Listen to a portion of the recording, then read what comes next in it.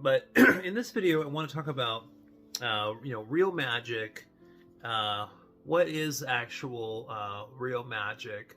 What's magic in its finest form, right? Or most powerful, most potent form. And I want to tell you that that the answer may surprise you.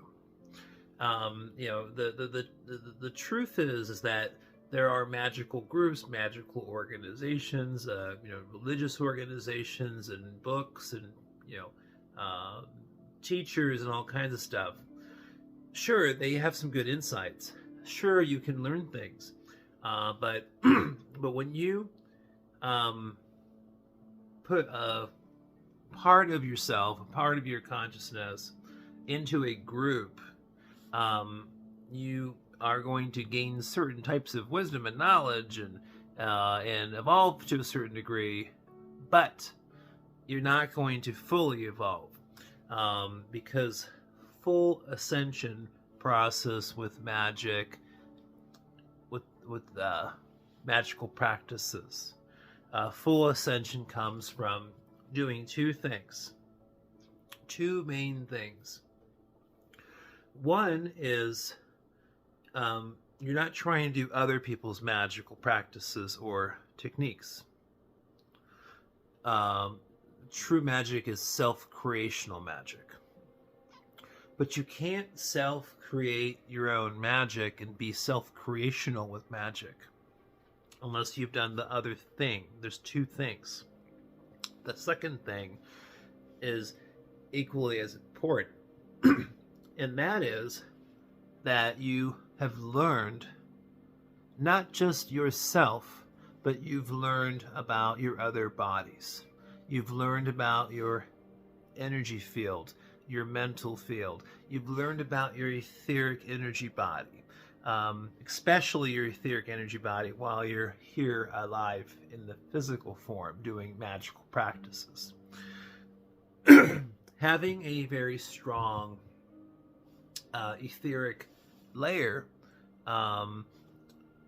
within your physical body and surrounding your physical body is what's going to give you that extra cushioning to be able to combat negative energies, psychic attacks, all of that stuff.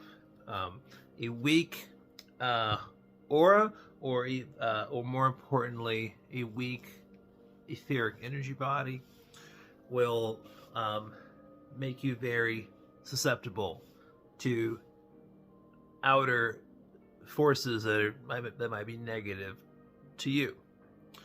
So true ascension, with magic and magical practices, comes from knowing and understanding and feeling and sensing and using and practicing and applying your etheric energy body.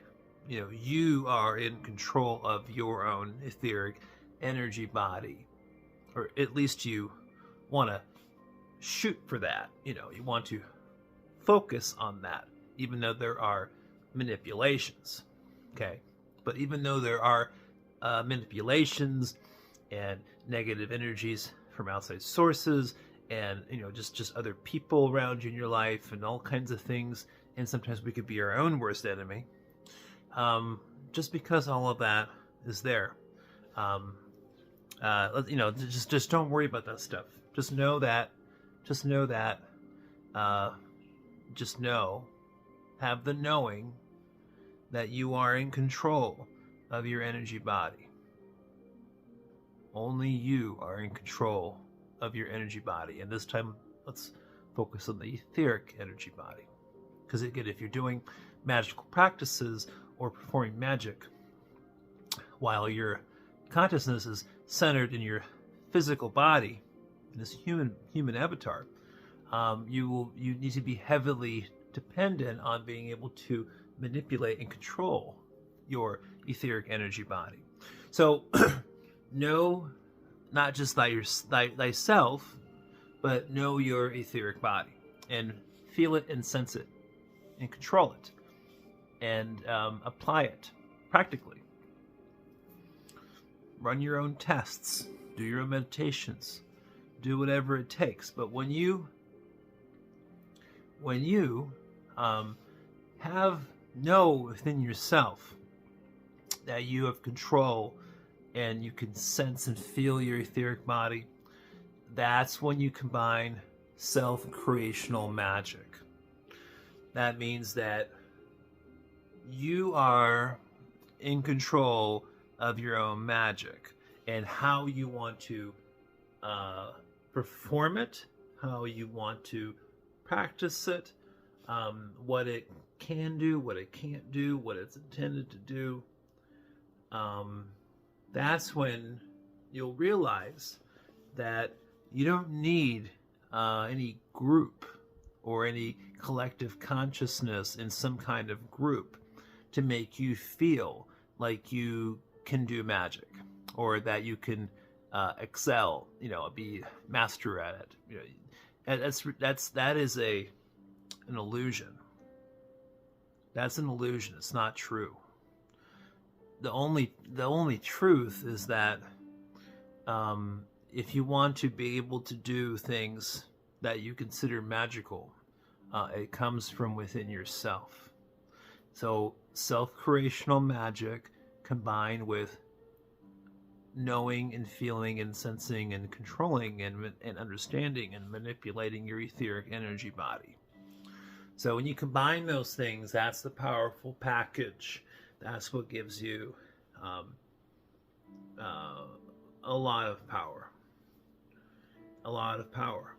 And you don't even have to, you don't need, extra energy or power from other people. You can have everything you need and all of the energy to do whatever you want to do, all within yourself. But again, it takes those two factors that I explained. There are, yes, other things on the list, perhaps, other things to learn or practice, but those are the two most important things. And once you understand those two things and apply those two things, you'll understand how you are your own master, you are your own magician, you are your own creator, you are your own God.